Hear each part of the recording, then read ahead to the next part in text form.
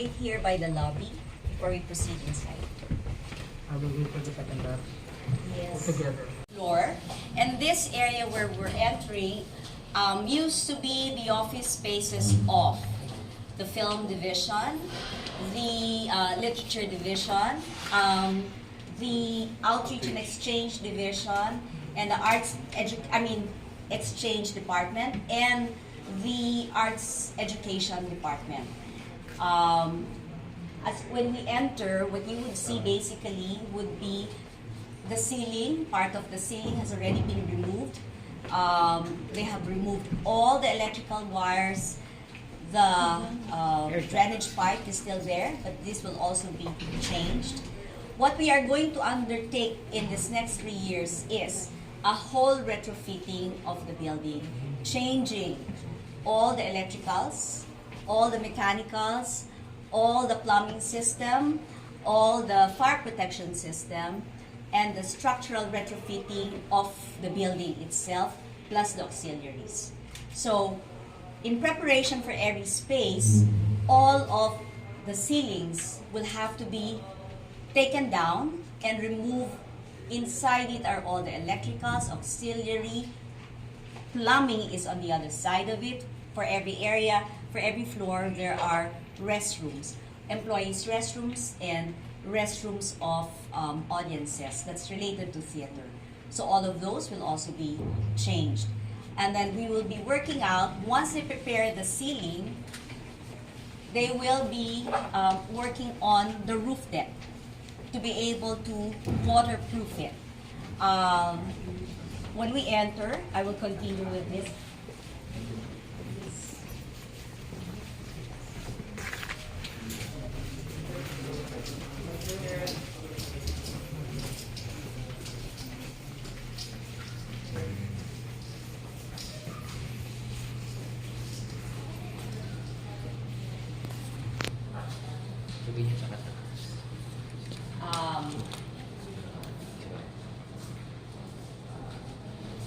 I just want to point out that now that you see the bare ceiling, it goes to show that we do have cracks that needs to be addressed. So the beams and the slabs will have to be addressed. Carbon fiber application will be done, and epoxy injection will be applied on cracks. Before they can even work on waterproofing, we have to make sure that all the cracks have been addressed. And as you walk through here, you will also feel that part of our floor are not anymore completely the same in terms of, may mga humps. And when there are humps, it means that the pipes underneath it have corroded. So they will do first the ceiling before they work on the floor. So that's exactly what's going to happen on every floor. Because we do have, as we all know, we're by the bay, and by the bay, the corrosion easily happens. No? But we must remember, this is a 53-year-old building, and I'm sure you have had experience in the past watching some of our shows during rainy season, and you have seen how some of our walls have been bleeding in the sense that you would see water coming out, or at the lobby you would see that we would have some pails covering up to catch the leaks. But that's because there are cracks that you would see in the ceiling that cannot be seen completely, and we have addressed it through the years. This is one drainage that will be addressed only once we've done waterproofing. We'll be closing down drainages and create new drainage for every area. The same thing with the plumbing. So you can see here, this is already a clear indication of floor. All the way, these are from electricals that will have to be changed as well.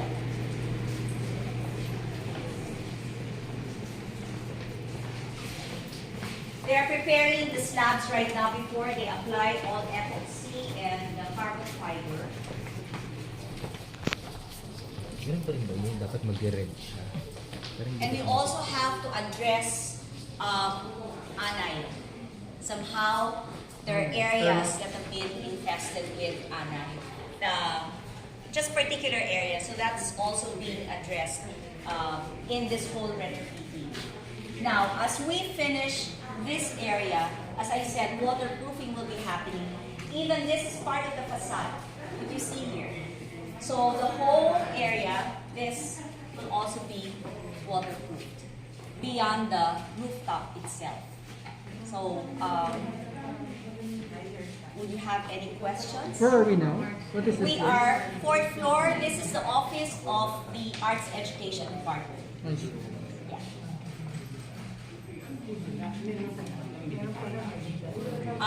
Yes, walang bintana. The building was built without windows. It was because it's a centralized by the bay. The wind factor in this area is really, really strong. So all of this have been sealed out. We have just newly changed all the glass panels. 53-year-old glass panels were changed 4 years ago. But were these windows here already before? They were not windows, they were glass panels. Oh, glass. It could not have windows, as we were told, it's because of the wind factor. Okay. Yeah. So it has to be fully sealed. Fully. Yeah. That's the reason why we're centralized. But one of the things which we are doing also for energy efficiency is to be able to divide the air conditioning units. We will undergo and we will be buying new systems for air conditioning to be able to divide per floor and be able to install air conditioning, particularly for office spaces, but the centralized air conditioning for the theaters will continue. So that's what how we are going to divide it for energy saving and also for water saving. That's the most important thing because when you run the chillers for air conditioning, that's a whole, how many tons, Engineer Debbie? Engineer Debbie is here with me, head of our engineering. Total of 830 people. Total of 830 PRs to run the chillers.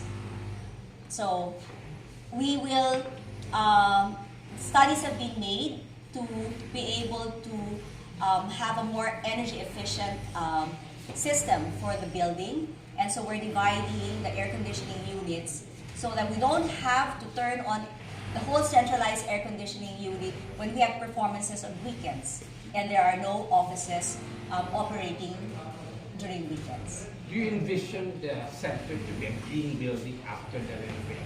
Yes, we envision it to be a green building. At the same time, we'll be able to address all the building codes that through the years, the new building code, the new electrical code, the new plumbing code, the new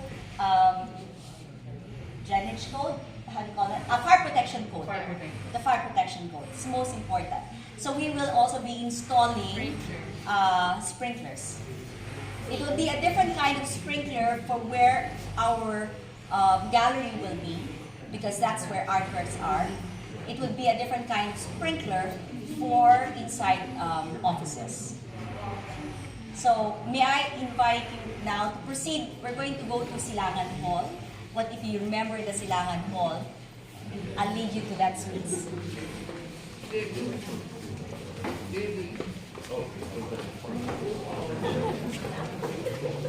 All the parties are there.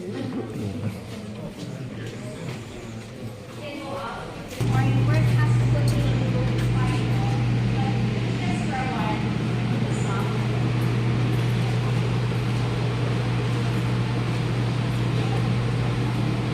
As you can see, we're beginning to work on this area to be able to also see lifts.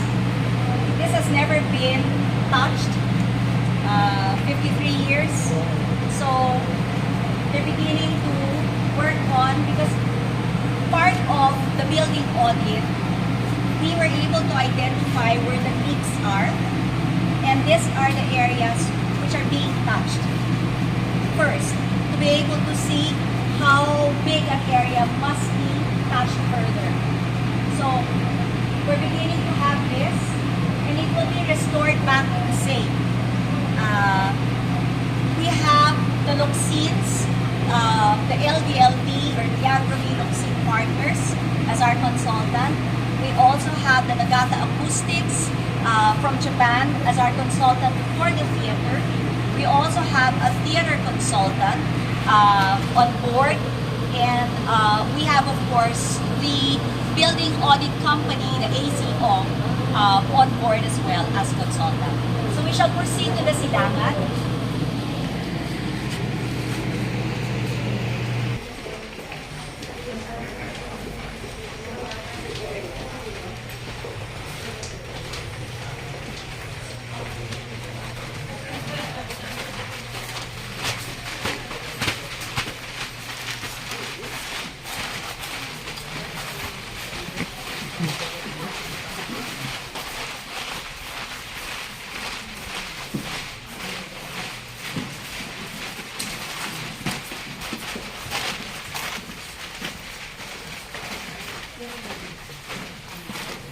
Silangan po.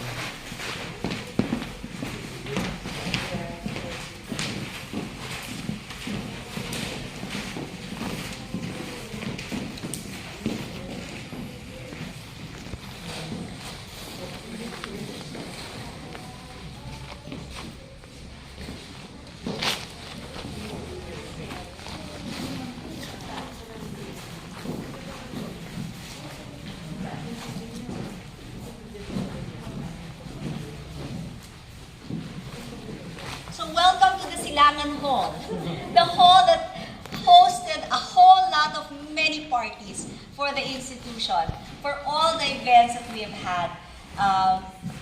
We've also had screenings here for Cinemalaya. But as you can see, if you look up, beautiful. We have had so many leaks and cracks in this whole space, all the way to the end. And that is one of the things that is being addressed. Again, the slabs and the beams have been prepared to be able to have the epoxy carbon fiber application done and injection of epoxy on all the cracks before we proceed to the rest. As you can see, it's already bare. They have already removed air ducts for air conditioning. That's been done as well on the other side that you've seen. All our air ducts will be removed. All of this, you know, if only you know an air duct, I was so surprised I can fit into it. You know how big it is. It's almost in between. What you don't see is the in between of the floors as well, which I have been into. And a person as tall as that man can go inside because it has air ducts. The air ducts are where the air conditioning flows and to every area. In this part, all the air ducts have been removed, all the electricals, the pipes, drainage pipes you would be able to see, which will also be changed. All of this, the innards, I would say, will be changed. And if we go to the end of this, the kitchen that used to be, because Silangan Hall was really a restaurant when the CCP opened, and it was really called the Silangan restaurant. It had its kitchen, which the certain time of the history of the CCP had to be closed because of the drainage pipes that were leaking per floor. Careful. Please be careful. And I would say do batches if you want to take a photo of the kitchen.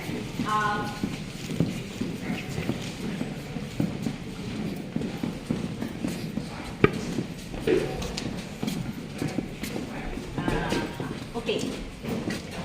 This is the kitchen area, but I will not allow you to go further. All right, only for those who wish to take photos. But the walls have been cleared out. Many tiles are still to be cleared out. They just stopped today because of it's dusty, super dusty. So just for the sake of today's moving around, but if you go up to here, you would see that some of the pipes have been taken down. And this will be revived as a kitchen so that we can continue with having proper caterers coming in, using this kitchen and serving food for any and all of the occasions of the CCP for all our productions. So we will be able to revive this area, this kitchen. I think it was closed in about 86 because as early as that, there were already leaks with the drainage pipes, but it could not be addressed because of budget. You know, because once you work on one, it goes all the way down to the lower basement. So the kitchen had to be closed.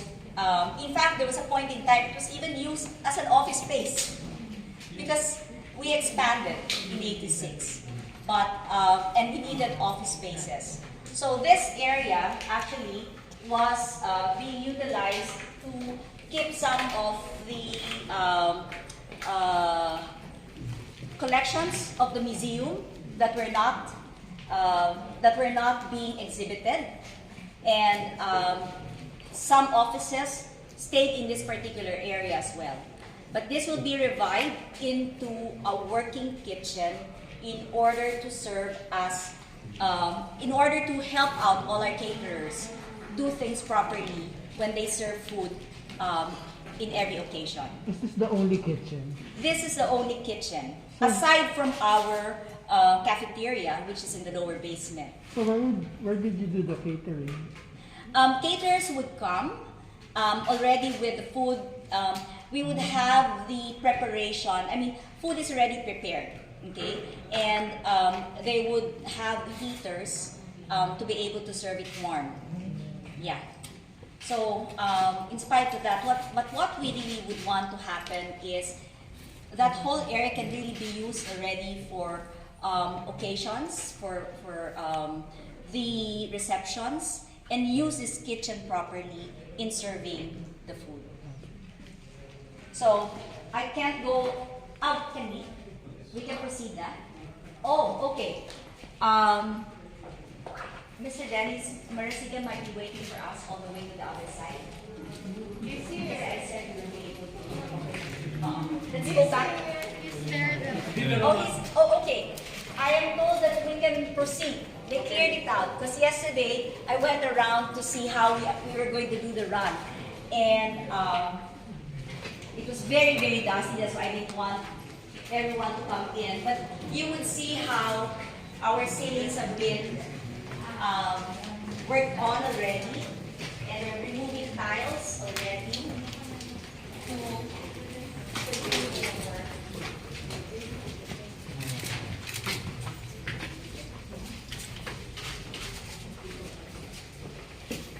This is part of the visual arts collection that has been found. Hindi na to forget museum na, directly to the museum.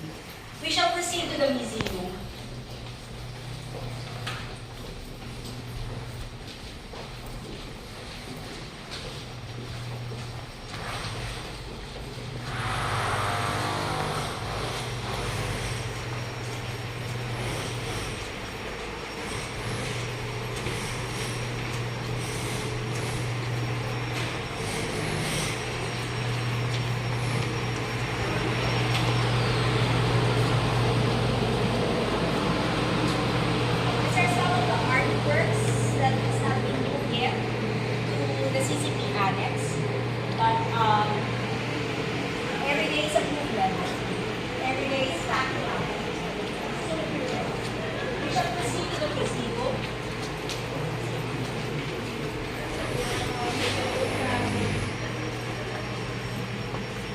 Down the museum starting 2019 because of its condition.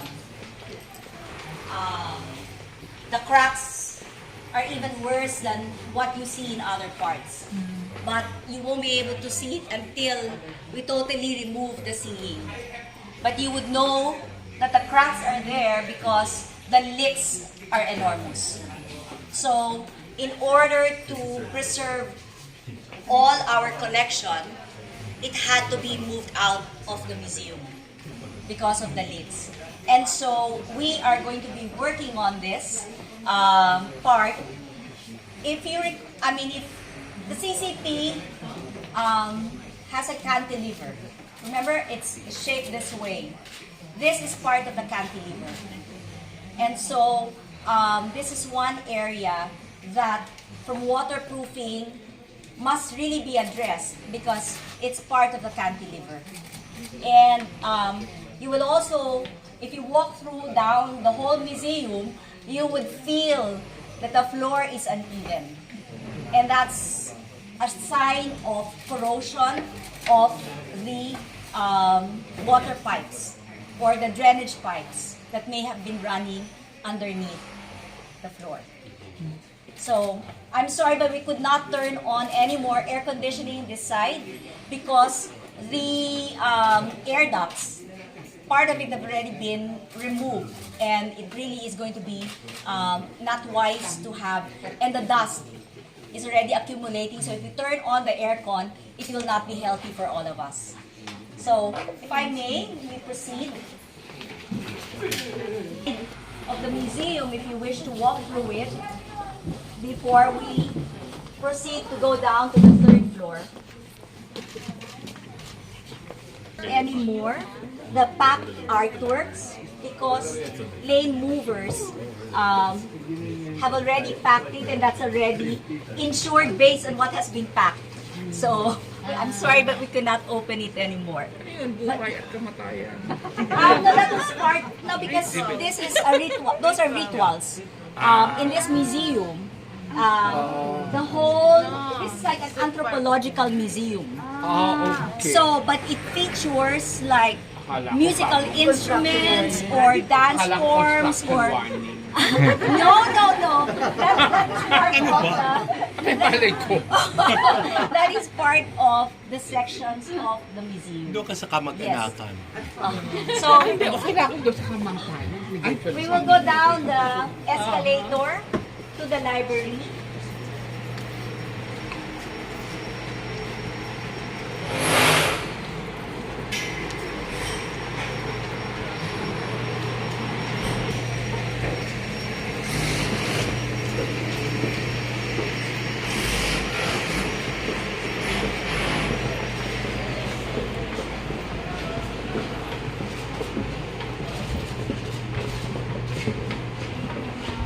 Still here, kaya pwede pa mag-run ng aircon.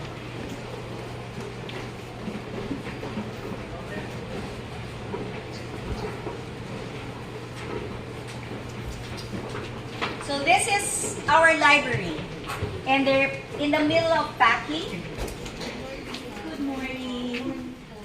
The head of our library and our library team. But this is what we have right now in our library. The library is also the library is also part of or situated in the cantilever.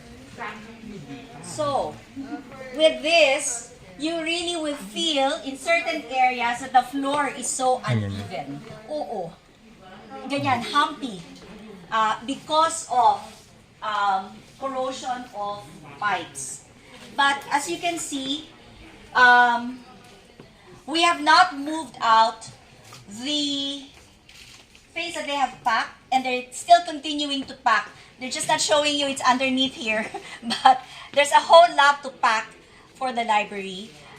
We were informed by our partners, both the project management firm and the construction firm, that we can retain it at first in this area while this area is still not being touched. And then we expect our new library area to be ready by about July of this year. Then we will move out everything. It's at the annex.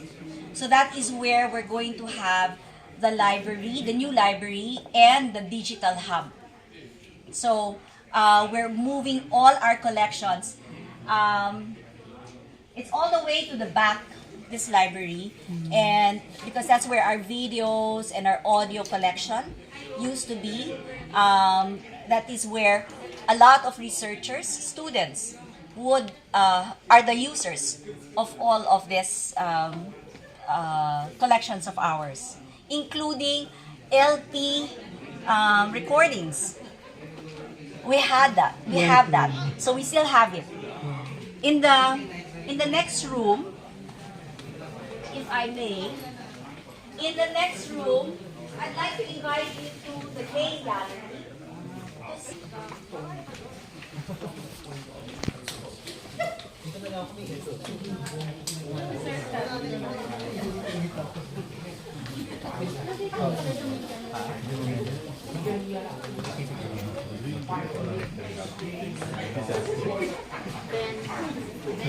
Yeah, his friend is asking.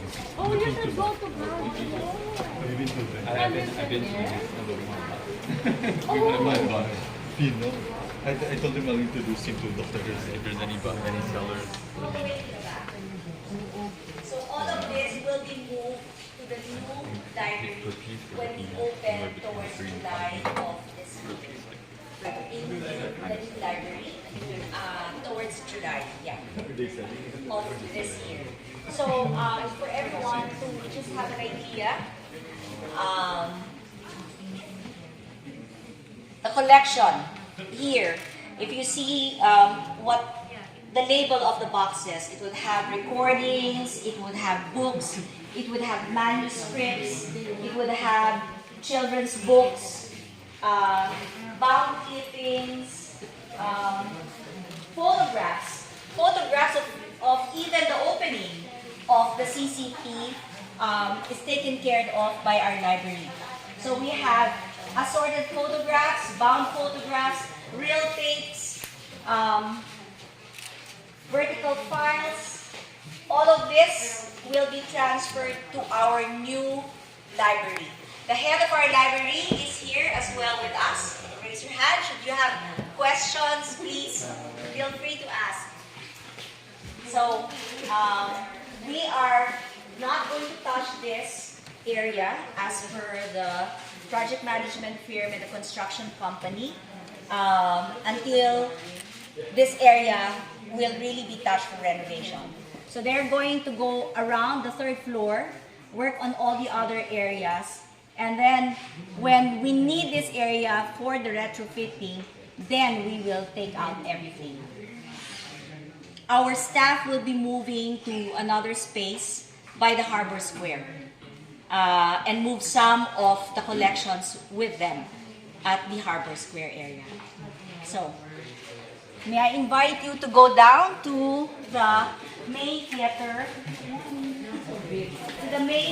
backstage.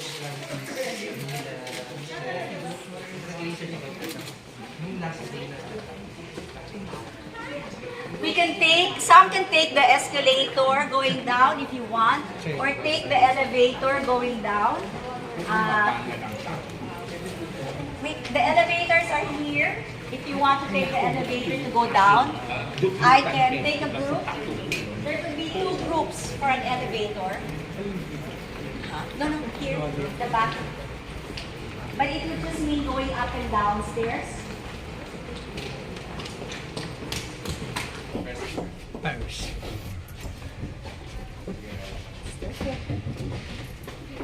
Okay. Alright, we can go through here. This is our loading dock. Open. Is it open? Or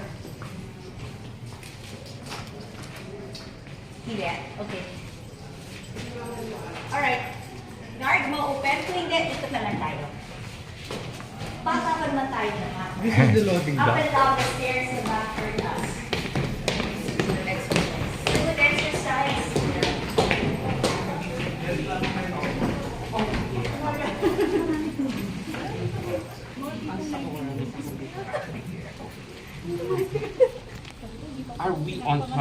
Yeah, actually, mayroon tayo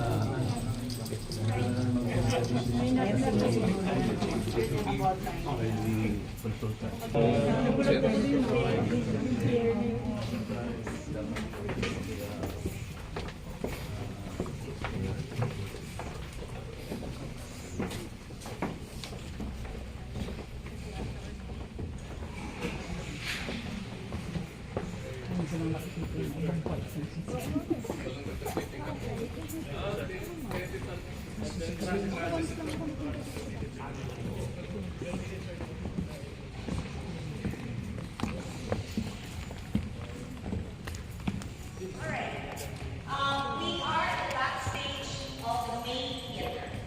And what I wanted, the theater itself, the retrofitting of the theater will only start in 2024.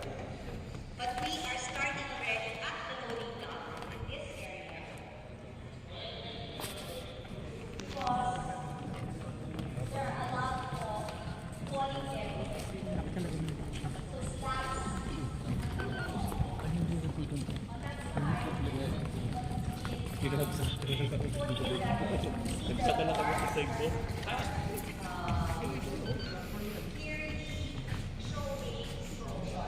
And these bars will have to change.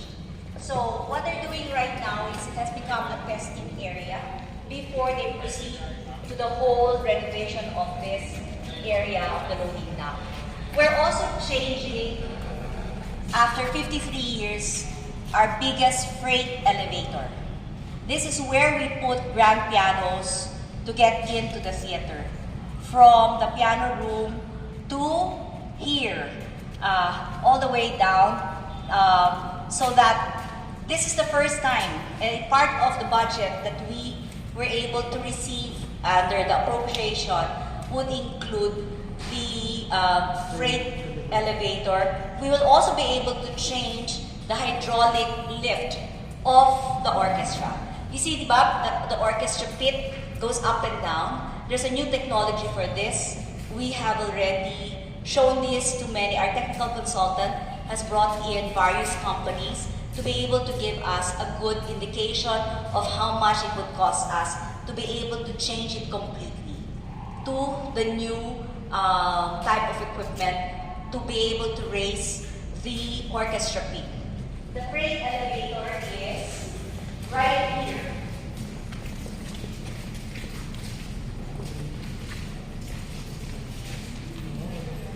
It's right here. So this is where you put in grand pianos and sets, major sets, big sets that are to be transported. Of course, the loading dock brings in the other sets, no? But if it need be that it has to go through an elevator, this is where it goes. To go down to the little theater, but I don't want to try the freight elevator because it gets stuck. So we'll just walk out. This is where we keep our pianos. We have other areas, but closest to the theater, we have storage for piano. We are storing one of our piano at the Med Theater because that is where the Philippine Philharmonic Orchestra has moved for its office and for its rehearsals and for its performances. So we are keeping the Steinway piano at the grand piano at the Met Theater. Para less of transporting it. We will now go down to the little theater.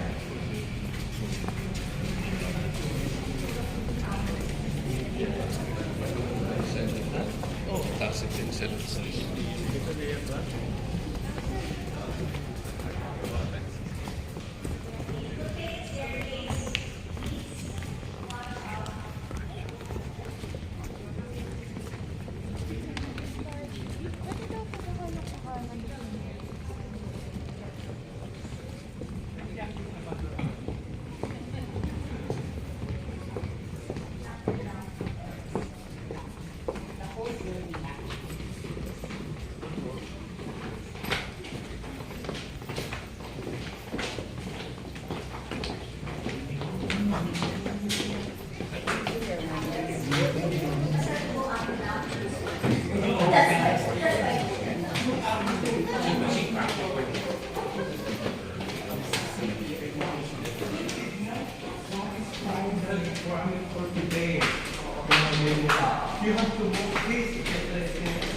landing.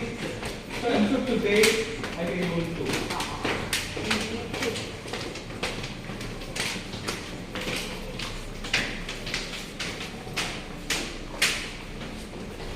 Actually, many of you, I'm sure, have not been to this side of the theater. And our major equipment are inside this lower basement. Before we proceed, I want to explain something.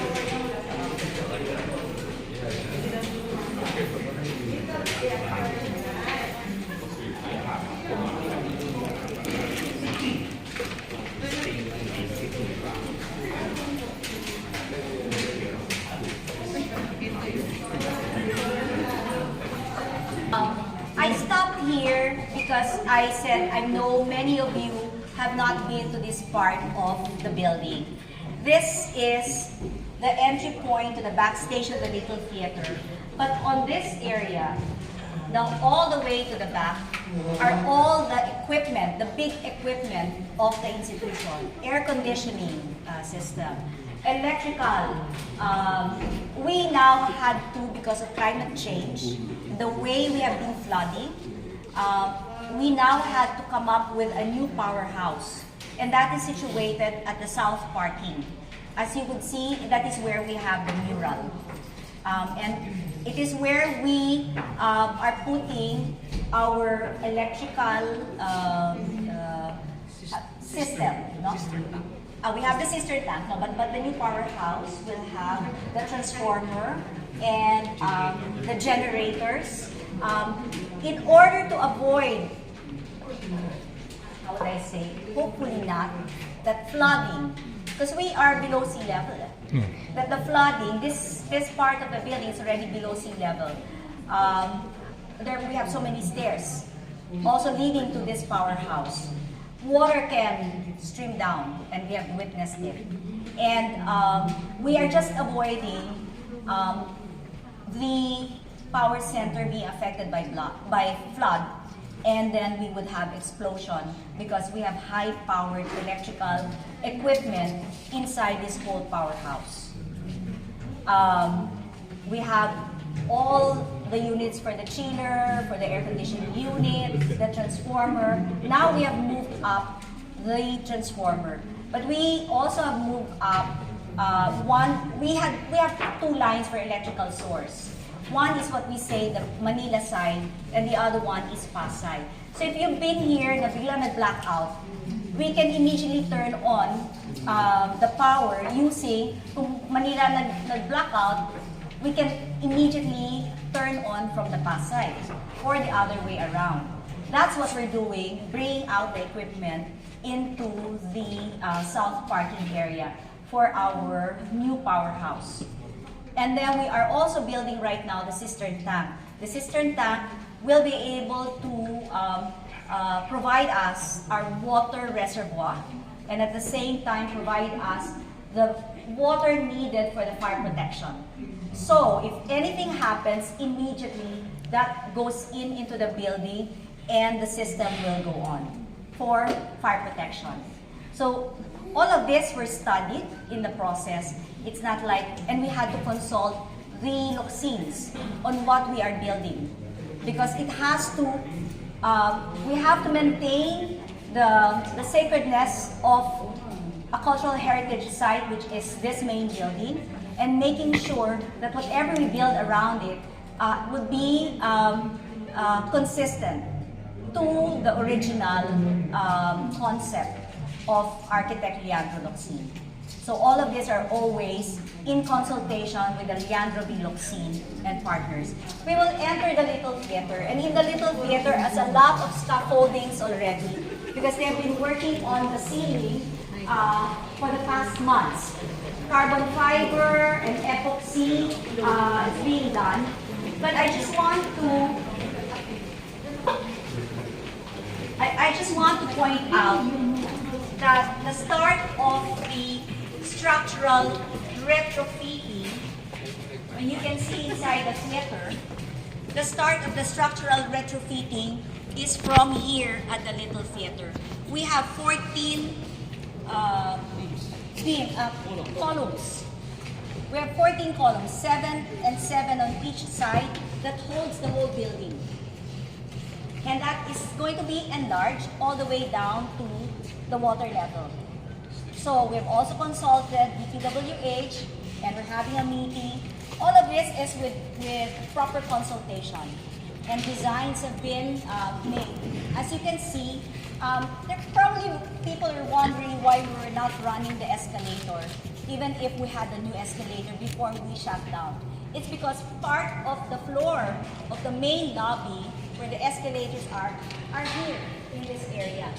And ang nangyayari, pag nagsha-shake, may slabs na nahuhulog. So, we had to protect, because there were still performances excuse me, in the theater. So we decided we're not going to run the new escalator for the protection of the artists, and this will be the first to be retrofitted. And that is what's been happening. There are columns that will be expanded, even from the back, okay, that will affect the rigging system, the catwalk.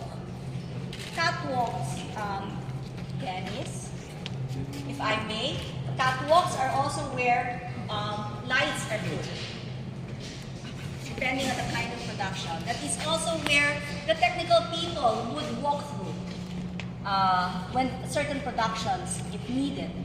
So we're making sure that all these catwalks, if needed to be, if it's related to a column that must be expanded, we will have to take it down and put it back. It may be shorter because the column will be enlarged. Now, the decision is being worked on whether the enlargement will be on the front or on the side. It's a decision that is still, because they're still checking the ground level on what would be best. So the structural retrofitting is starting from down going up, while the other retrofitting can start from the 4th floor going down. So it's like meeting this way in terms of renovation. All the way, we wouldn't bring you all the way to the back anymore because there are driver that. But if you want to take pictures, yes, please do so. But you would see the theater. As it is, the theater is being prepared for the structural retrofitting. And the columns are, they will start from the pinaka top of the column going down. The retrofitting. The escalators. I think it would be good to have a little picture for your either across the theater or here, where we have all the scaffolding. Join us, please.